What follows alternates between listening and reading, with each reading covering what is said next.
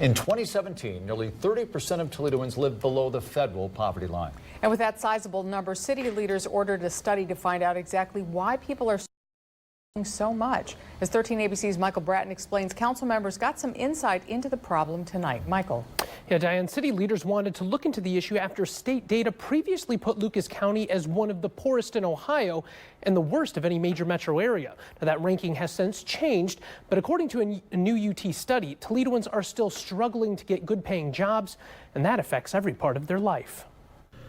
All it takes is one look at state data to see that Lucas County has a poverty problem. Now, as many Toledoans live below the poverty line, a University of Toledo study is offering insight on the issue. That has been what we have been trying to deal with over the last few decades, and so we're not unique. Based on 2017 data, researchers found that 26.5% of Toledoans live in poverty, while 38.2% of the city's children face the same issue. Shetty says those numbers are almost directly related to a shift in the workforce and a limited number of high-paying jobs. People are working, but are still struggling. UT's research shows that a high school diploma is the highest form of education for 32% of Toledoans. So in order to afford necessities, findings show a single adult should make more than $10 an hour, while a single parent should make more than $22 an hour. It's something that's just not happening in Toledo for those with limited skills.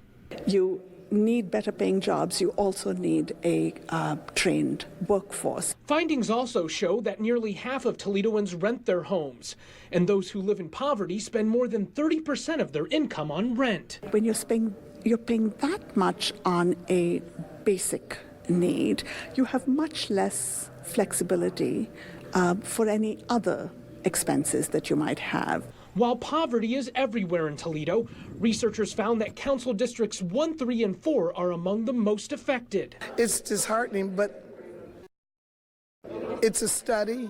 Yvonne Harper's district is the worst for unemployment, but she says jobs are there. She'd like to see more money and resources put toward connecting people to job training skills. The problem is, how do we get those people there? They don't have any transportation. A lot of them don't even have internet services. Now, with eye-opening research at their hands, city leaders say they plan to use the data to help fight poverty in Toledo. So what happens from here? Well, UT's research recommends implementing hand-up initiatives already used in other cities throughout the state. And under those plans, people are connected to training that then gets them to work with higher pay through community partnerships. Diane.